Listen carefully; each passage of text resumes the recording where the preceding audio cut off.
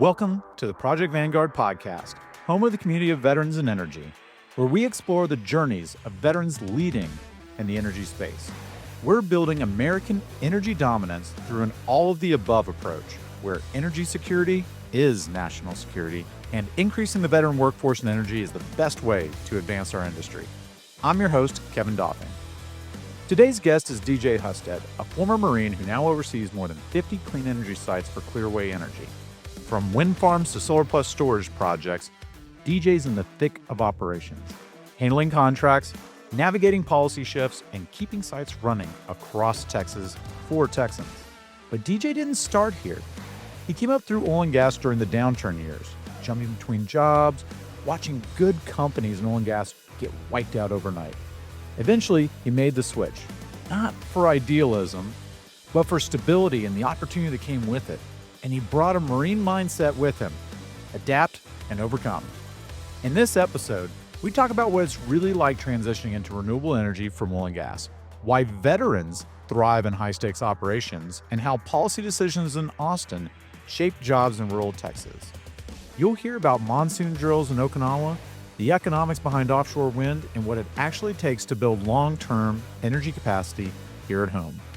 If you're trying to make sense of how veterans fit into the future of energy, or just want to understand how this transition really works from the inside, this is a good place to start.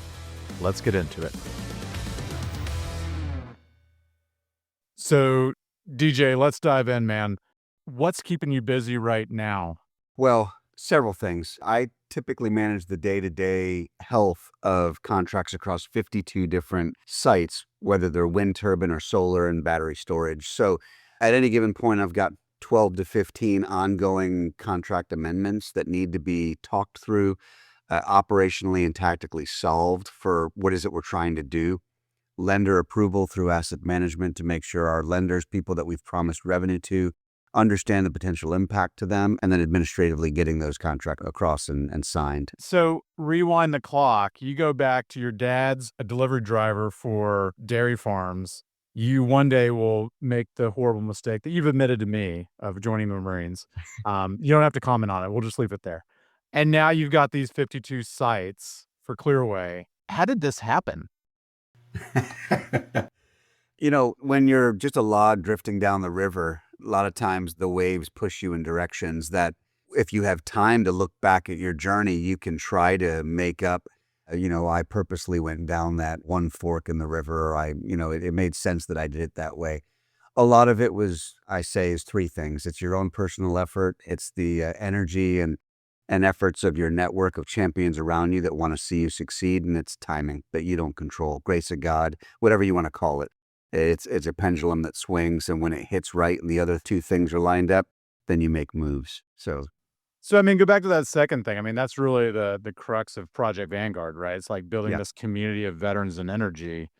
How have you been able to access that? Or have you just felt at certain times like, man, I wish I had this back then? Yeah. I mean, if you think in the early 2000s, before we really had like this buildup of the military machine that went for almost 20 years of producing, millions of veterans into the industry, there wasn't a lot out there. Our networks were like maybe a couple of organizations like Lucas Group and Bradley Morris that. Right. For recruiting and placement. And then you really just sort of desperately jumped at whatever was out there and took a job. So the networks, that we have today, man, so fortunate.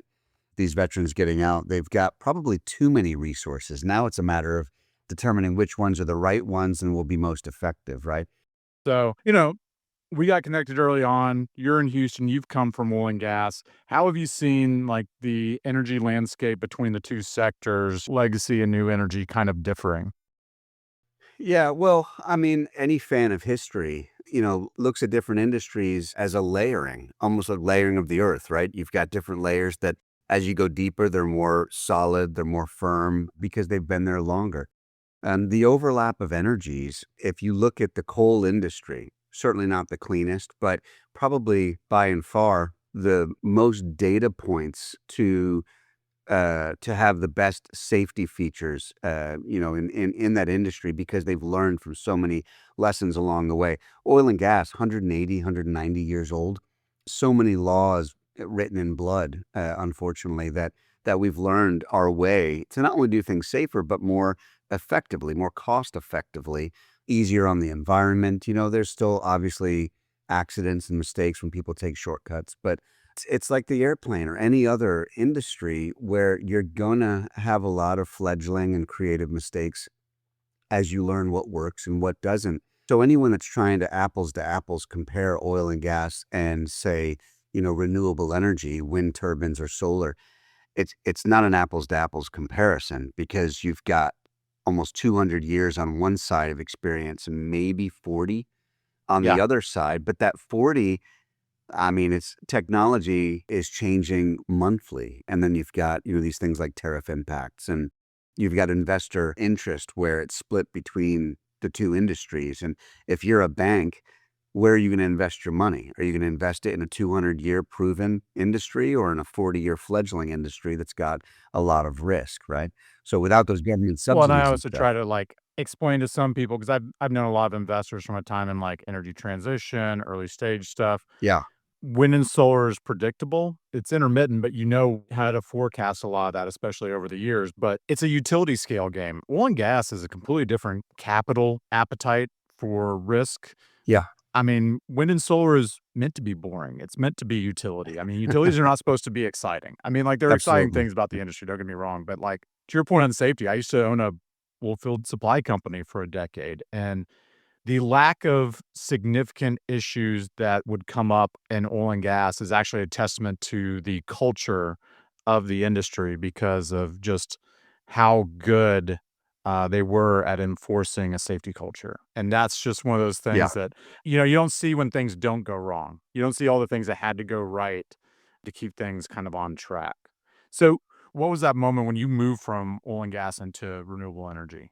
For a while there, I was interviewing every couple of years because, with the down market and oil way down in the 20s and 30s, there were a lot of people at the senior manager to senior director level being laid off. And so you had this massive pool of talent in the Houston area, all vying for 5 jobs, right? And so it just became a shell game of a couple companies that I joined, awesome companies, amazing people. COVID hit, completely destroyed any initiative and momentum that they had going coming out of Chapter 11 from the downturn.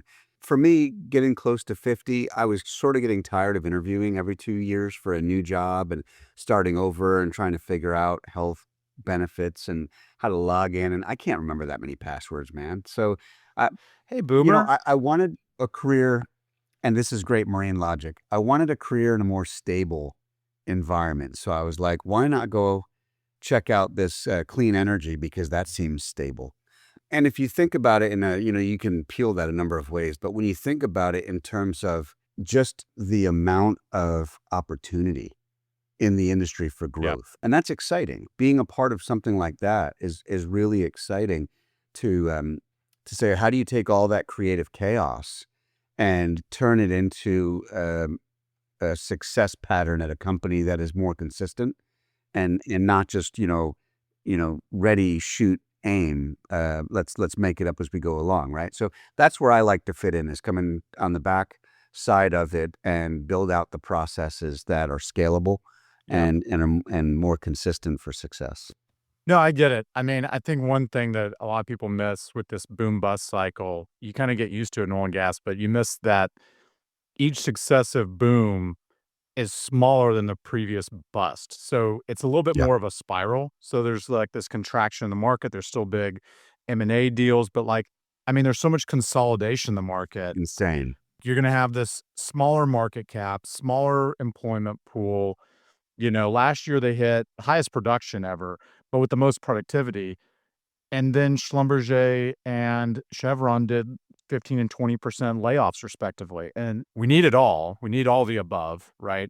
But to your point on like, hey, let me go check this thing out. That was kind of where I was. Like, I want to be in the Yeah. ascendant segment of the energy industry. I love it all. But if I got to put all my eggs, my time in one basket, that's kind of where I want to go. But we need it all as we progress. Yeah, I was doing some research a couple of years ago when I was first looking at joining this industry, and the one thing that got me excited about it, I was at the time working for a company that was doing from engineering to installation to decommissioning of offshore wind primarily, but offshore platforms. This was right when we came out of the bust, and companies like Chevron, Aramco were clearing $50 to $55 billion a year. That's, at the end of the day. Right. And what do you do with all that money? And what I found is they were doing three things with the money. They were taking care of their shareholders. Second, they were re-engaging existing infrastructure in the oil and gas. But the third thing they were doing, which I found very interesting, was they were really pushing a lot of R&D in renewable energy, offshore wind, really trying to figure out how to get into clean energy in a commercially viable way. And the thing I think is interesting there is, you're not going to find a ton of altruistic, tree-hugging Chevron employees. Companies like that are not coming at it from a what's best for the planet perspective. They're coming at it, in my opinion, from this will be a commercially viable source of energy one day. How do we do this in a smart way that maximizes value for our shareholders? And that approach, I think, is really going to help innovate the industry when they do finally decide to commit and step into it. Oh, yeah. I mean, look at Chevron Tech Ventures. They're like the original oil and gas, corporate venture capital partner. And so, I mean, they were always innovating inside of like downhole processes, Yeah. subsurface, refining everything that is core business. But they were always keeping a look at what are these other things that we can do. Right. And I mean, it's great. I mean, they've got the balance sheet to do R&D and look around the corner. Yeah. But one of these big super majors, I had a friend call me and they wanted some advice on buying solar equipment and asking my advice on some OEM stuff. And I was like, why are you doing this? Like, y'all are not a developer. And they're like, oh, no, we're not going to develop. We're just going to put it on our own prim and, keep it on balance sheet, reduce OpEx. And I'm like, do y'all feel really confident about like the tax credits staying? They're like, oh, we don't even need that. I mean, this stuff pencils out great even without that. If that comes, then it's like a slam dunk. Why wouldn't you do it? And I'm like, okay, Right. great. It's just dollars and cents. It doesn't need to be hearts and minds. It's just dollars and cents. It does. And that's what drove me into this industry was it is a fledgling industry in the scheme of things against other energy industries. And as such, I'm really happy to see both Project Vanguard. It's kind of like you buy a black SUV and suddenly you're driving on the road and everyone's driving black SUVs, but you didn't never noticed it before. When I first met you and you mentioned this all of the above energy philosophy that we wanted to really push at the Texas Capitol, I suddenly realized that approach I could hear everywhere from people in the renewable industry. I'm not sure I hear it as much in the oil and gas industry, but I'm hearing it a lot in our industries. It's not a, hey, what's happening to all my tax credits or subsidies or, it's not a, this is mine. It's a, what are we doing? It makes sense that you want to continue investing in this industry while capitalizing and maximizing oil and gas and every other energy industry. It's that all of the above philosophy makes so much sense. And that means there may be some evening of the keel here where we lose, the last 4 years with the Biden administration was very pro renewable energy. And so perhaps, not a very popular opinion and no data to back it, of course, but perhaps we tipped the boat a little bit too much in that direction. And some of the things that Trump is doing are maybe evening it out. I optimistically would like to hope that's the case, that it's not going to be a let's push the boat to the other direction and to the disadvantage of a fledgling industry. I think Trump is smart enough, and hopefully the people he employs that are making these rules are smart enough to see that it would be to the detriment of the country to go so biased in the opposite direction. So that's what brought me here was so many fledgling companies. How do you take them and move them from startups into scalable, longer-term, process-driven organizations that still make a ton of money and have fun doing it? Yeah, I mean, I think there was this whole like I called it bragawatts, right? Because everybody wanted to have the new press release on like either a gigawatt and a half of solar or we Yep. invested in this early stage thing. I was advising a company. We were trying to do waste heat recovery on compressor stations for midstream companies. So you get extra power out of it. It pencils out, reduces some of your scope 2 emissions. Great. But they were so excited to get a press release. It's like, well, let's write a check first. Let's sign a contract. Then we can do that. And so it was always just push and pull of like trying to look it.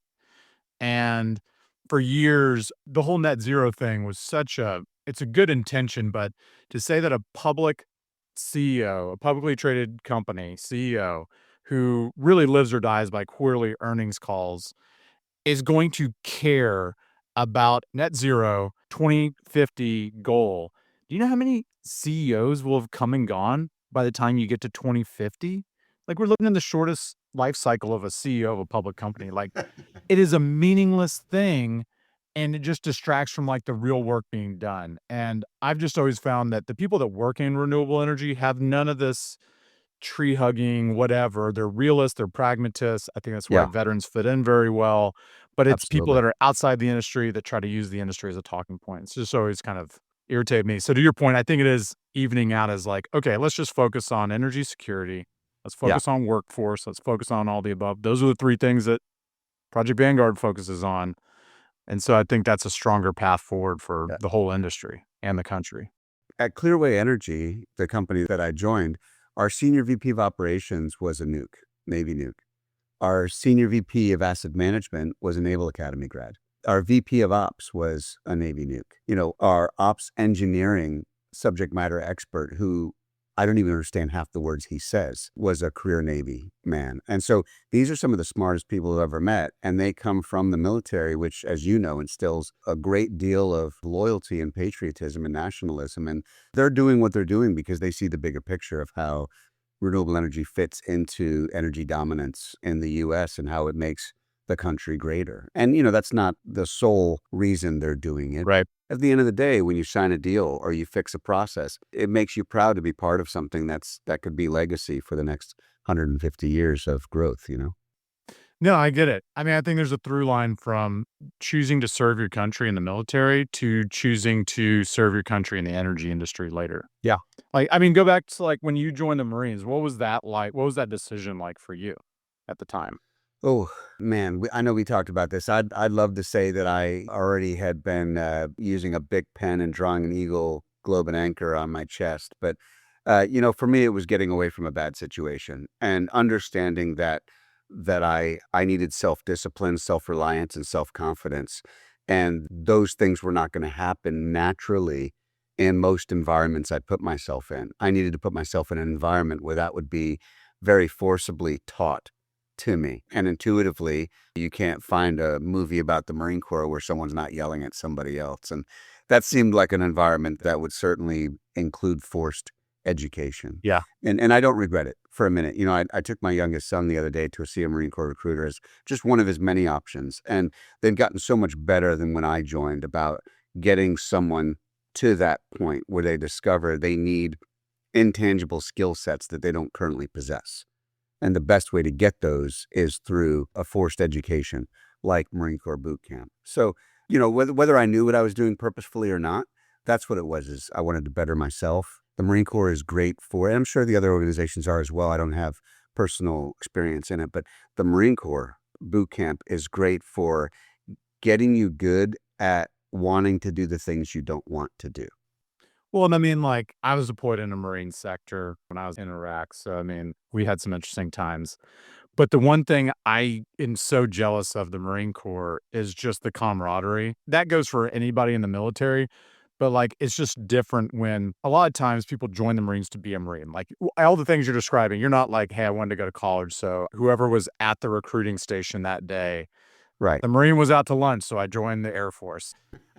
I've heard so many of those stories, but when they join the Marines, they want to be a Marine. And Yeah. like, what were you telling me the other day? When y'all are at Chow, even in basic, you're learning the history of the Corps. Like we would learn like the 12 That's leadership right. points of the Army Code of Conduct or something, but like y'all have vignettes, stories of knowing your history. You're learning about guys that did impossible things when they were 17, 18, no education, no real training, just a desire to take care of the people to their left and right. Single-handedly taking out 20, 30, 40 people, usually awarded Medal of Honor posthumously, just sacrificing for self. And if you get told that enough times, you start to think, man, and what have I done? Like, what am I doing? So it sets up this impossible desire to carry on the legacy of those people. Yeah, no, and I mean, I think that's one of the things we want to do at Project Vanguard. We want to showcase people like you. So when people are coming in, they know what to expect and what's achievable, right? I've talked to several military recruiters at major utilities like Southern Company or NextEra, And they've told me, like, listen, most of my job is like just explaining what energy is. I don't even get to the point of what are your skills? Are you a match? Are you a career fit? When are you available? Where do you want to move? Like, that's like the back fifth of what they do. It's literally just, this is some really cool stuff. This is how this industry works. I think having you and others just showcasing where you've come from and what you're doing is going to help a lot of people just be aware and be excited for this I industry. hope so. I think one of the reasons veterans do so well in most organizations they join, but in renewable energy is they have, and like oil and gas, a lot of veterans are drawn to the industry. So then you're surrounded by other veterans. And there's a phrase out there that Marines say, I'm sure other organizations say, embrace the suck. I recall one time we were leaving a training environment. We were in our service alphas, so the dress uniform that has everything on it, in July in North Carolina. Oh, And they stuck us in one of these things called a cattle cart. So a cattle cart has no seats. It just has weird angles around the wheels. hmm And they stuck all 45 of us in a cattle cart that maybe fits like 10 cows. So you had people that feet were actually not touching the ground. They were laying on other Marines in full dress uniform, driving an hour down to Camp Lejeune. And as you're in a full body sweat, just completely destroyed with hay and dust and everything all in your eyes, you make eye contact with another Marine and you would just break out laughing. Like, it sucked so bad that it was like, this is comical, right? Like, so when you see other veterans and you know that they've experienced similar situations that just sucked, yeah. and now you're in this environment where you get to work together and you see, perhaps people freaking out about going over a budget or how am I going to solve this problem? And you just look at each other and you think, this is so much better than an environment that we could be in. Yeah. Let's just problem solve and keep it emotionless. I think that's why veterans do so well, is it's all relative. They can apply that relativity and say, man, this is a much better environment than I found myself in a few years ago. So let's be grateful for that and let's just kick ass and problem solve and get it done. So speaking of the cattle car, I asked you this question, and I don't think we can record what we talked about. But what is the most ridiculous story you have from the military? Man, yeah, most of them are not recordable, but Those are beer convos.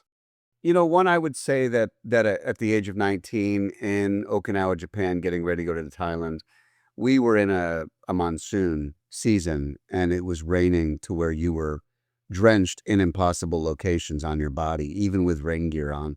And I don't know if you recall the old GP tents from the 1990s, just the Mhm. huge tents that weighed 1,000,000 pounds when Yeah. they got wet and the huge poles that went up in the center poles. And we sat in a field for 3 days and really all we did was put them up and take them down and put them up and take them down, eat a meal, put them up, take them down, go to bed, get up, put up the tents, take them down.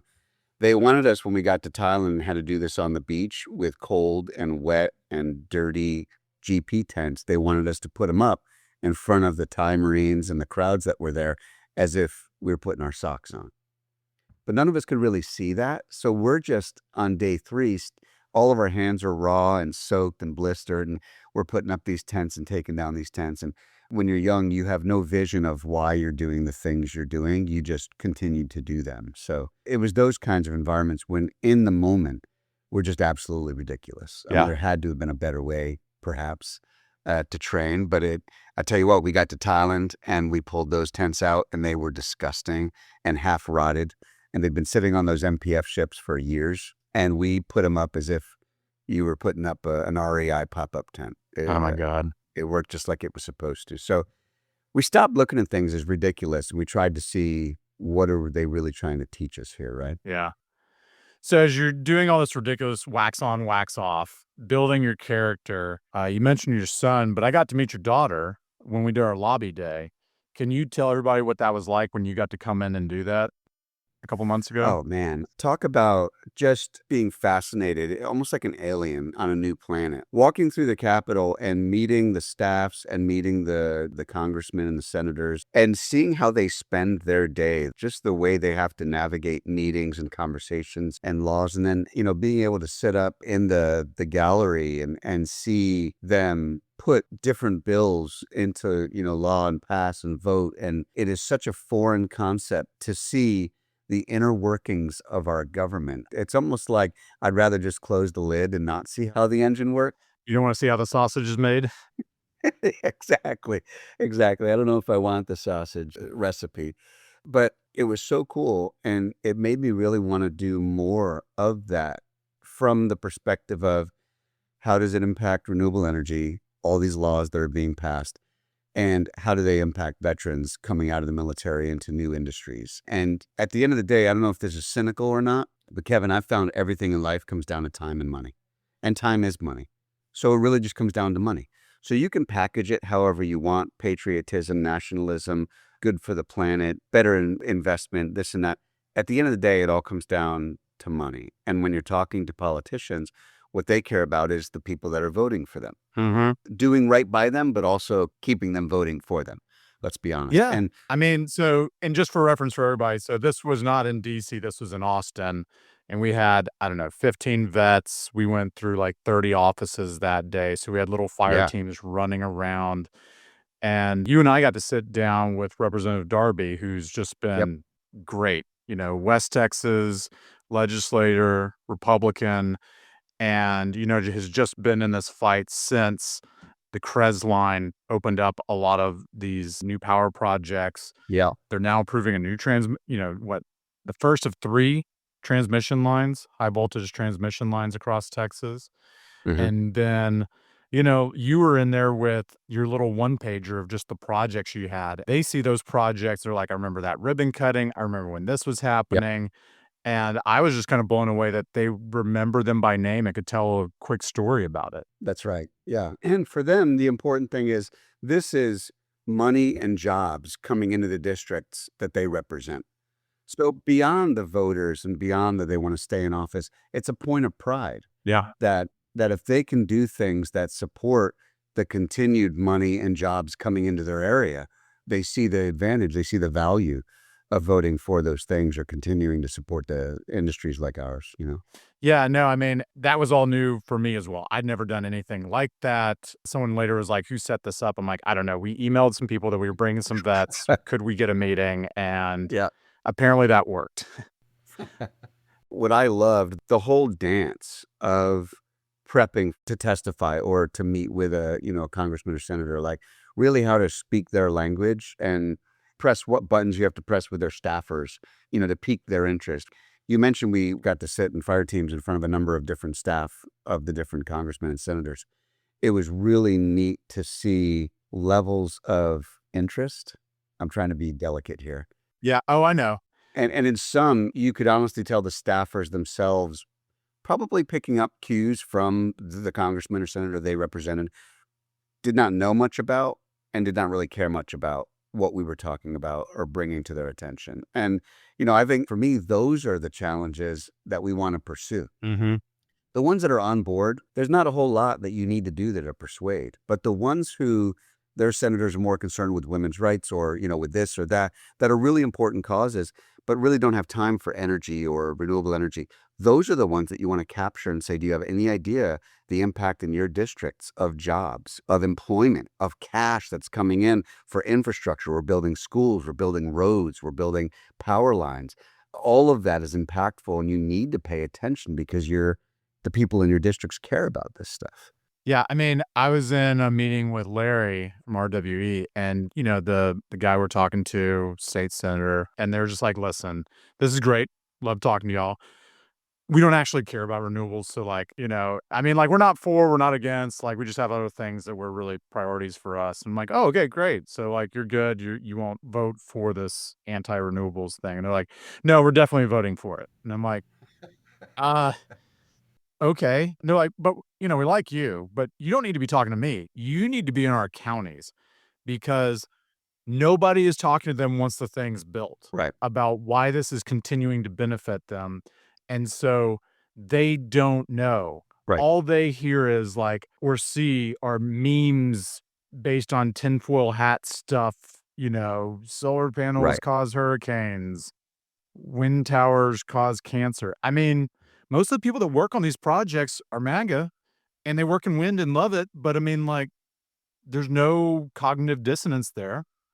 But we're not mobilizing these folks to just give them the mic and give them a platform and just say, here, like, I don't need to coach you on what to say. Just be honest. What's it like? How well do you get paid? Right. And what truly is the benefit? I mean, I think that's one thing that we could probably do better in a number of states is really get the data behind what are these wind farms and solar farms doing in terms of power augmentation, Mm-hmm. and how are they helping the communities around them to keep the lights on Yeah. and keep the air conditioned and make life, more comfortable for people who otherwise, it would be very expensive. Right. I mean, like, to your point, it comes back to money. It comes back to jobs. It comes back to your quality of life. Like, there's one thing I've always been critical about renewable energy or just, I don't know, with the environmental movement. Like, I like clean air and clean water, right? Like, I grew up hunting. I grew up, like, I enjoy being outside. But Yeah. if somebody's living paycheck to paycheck and they have a hole in their roof, they don't care about a hole in the ozone layer. Like, you got to Right. stop talking to people about things that they don't care about, you know? Yeah. I come from sales. Yeah. You talk to them about what they care about, not what you care about. One thing, Kevin, when you were overseas, especially during Iraq and Afghanistan engagements, when you encountered an issue, like, for example, in '03 and '04, most of the vehicles coming off the MPF ships had no armor. And so we were hitting IEDs and roadside bombs. We were welding steel plates to the bottom of vehicles that was blowing transmissions because they were too heavy. But over the course of a couple of years, we learned how to armor up the underside of Humvees and vehicles and got better at it. It was that sort of pressed innovation, right? The reason I bring that up is I think even in these times where Trump is applying tariffs to things coming out of China, where we're seeing, most of our wind turbine blades and batteries for battery storage come out of countries like Vietnam and China. It's not a bad thing. It's not a bad thing for these companies to be pressed with, well, if that falls apart, what do you do? What is the backup plan? How do we innovate? How do we adapt? How do we continue with the business? Because there's still a demand.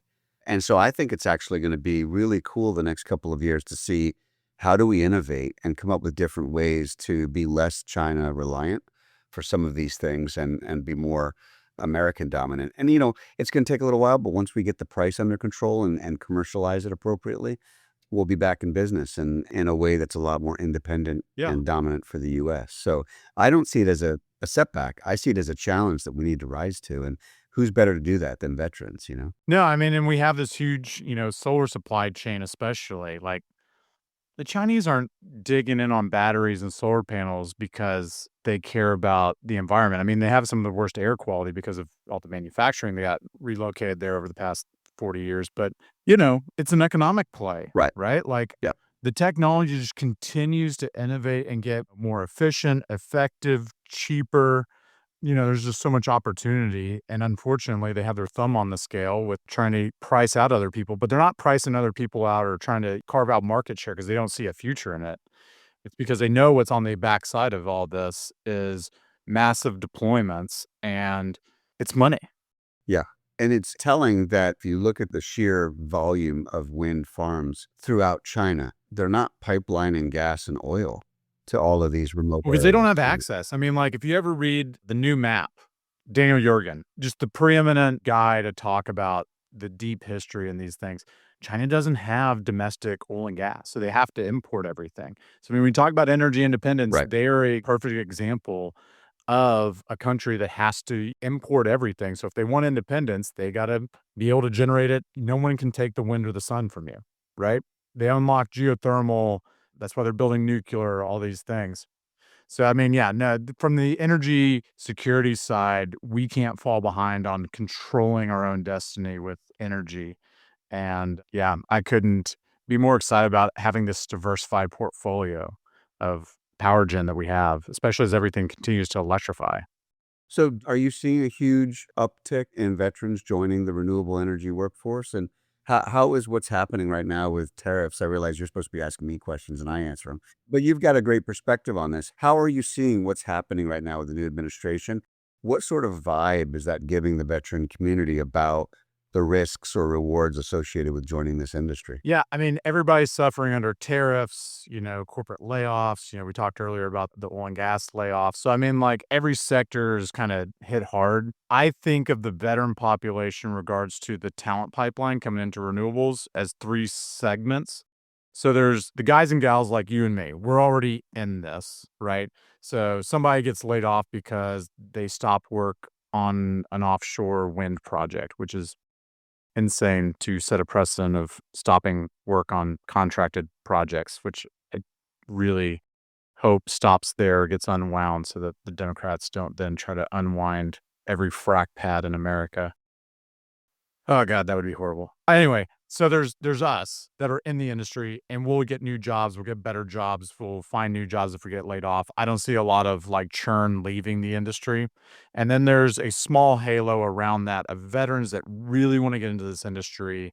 I'll have a couple conversations a month. I just direct people to the Slack channel now. Yeah. Hey, go in here. There's a couple hundred vets that are in the industry, start networking. I'll talk to you when, you've kind of run out of questions with everybody else. So there's that segment. I don't see that slowing. I see it growing. And then there's, this massive pipeline of 200,000 veterans leaving a year from the active duty service. There's veterans getting laid off in other sectors.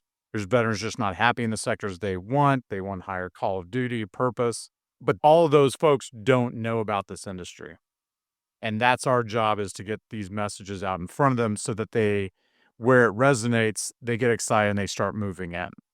And then that moves them into that smaller but growing halo of people that are now like, I want to get into this industry. How do I do it?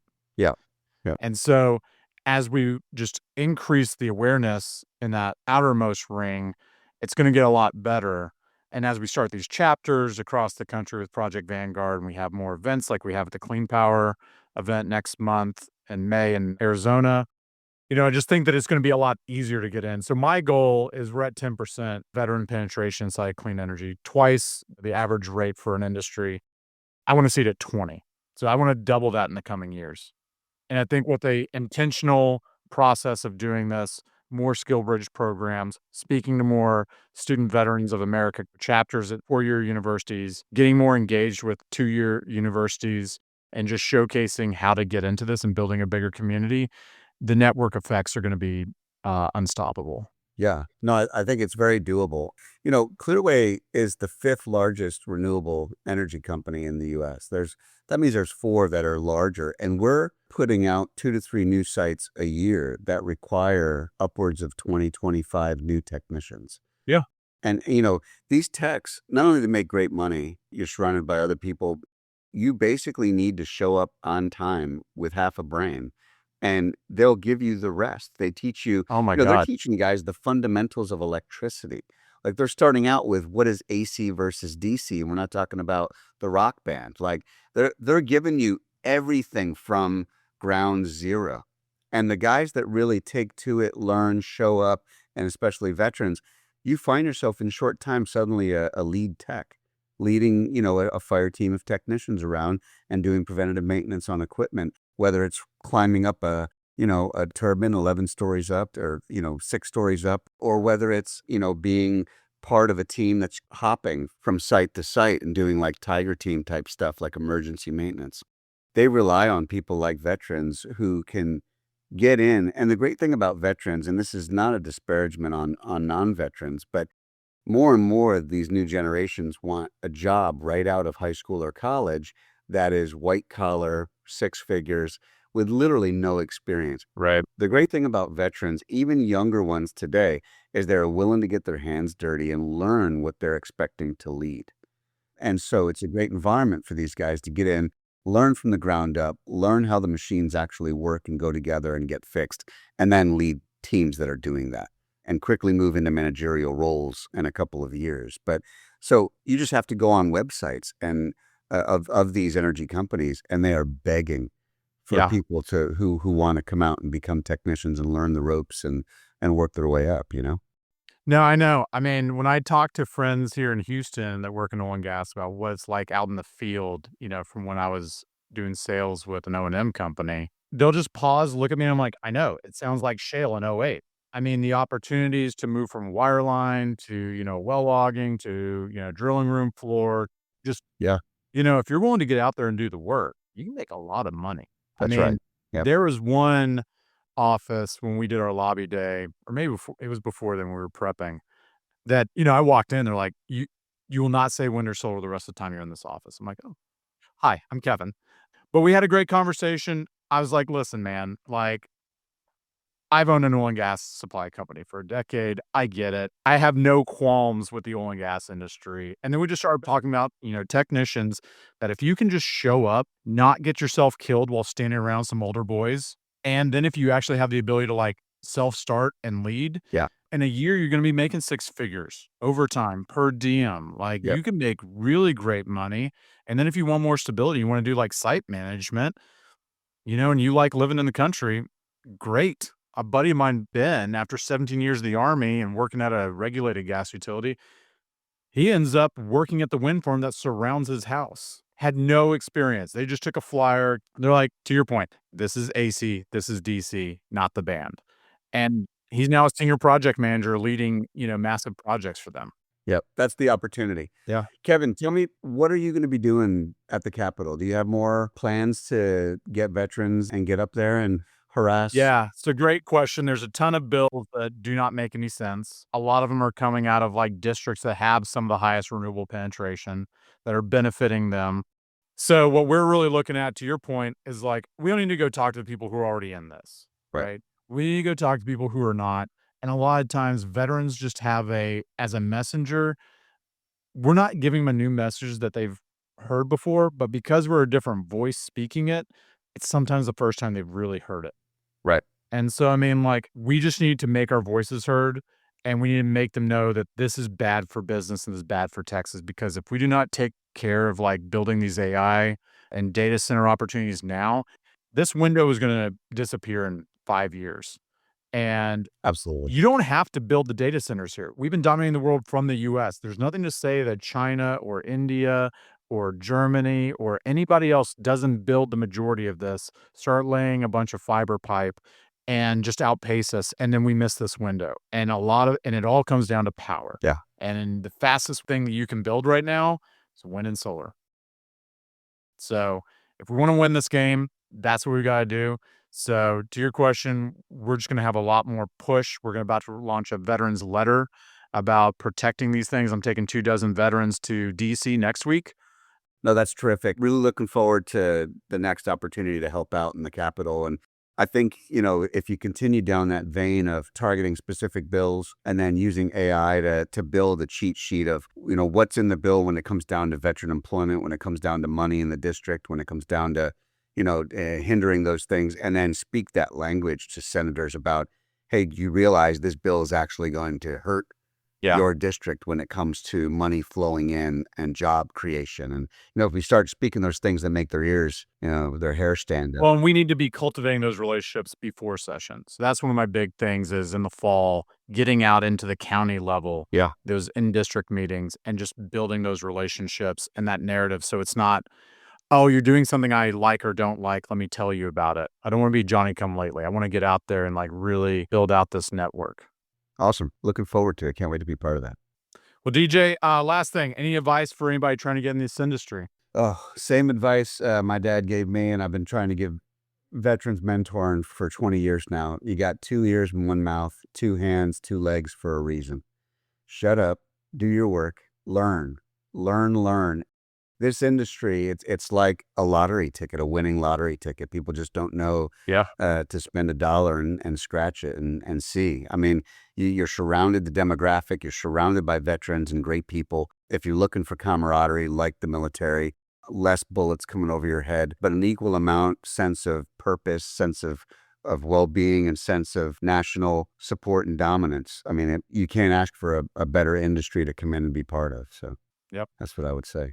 Well, man, thanks so much for making the time today. Yeah, thanks for having me. I think this is going to be helpful to a lot of people looking to get in and just understand the industry better. And please feel free to use my LinkedIn info. I think it's even got my email and phone number on there once we connect. I'm always happy to answer questions anybody might have or help them decision make as they're looking at different career paths. Awesome, man. Thanks for tuning in to the Project Vanguard podcast. If this episode sparked something for you, share it with someone who's ready to think differently, whether it's about an all-the-above energy approach, how energy security is national security, or the veteran workforce in our industry. If you believe what we're building, a quick review goes a long way. You can do that wherever you get your podcasts. And until next time, keep up the fire.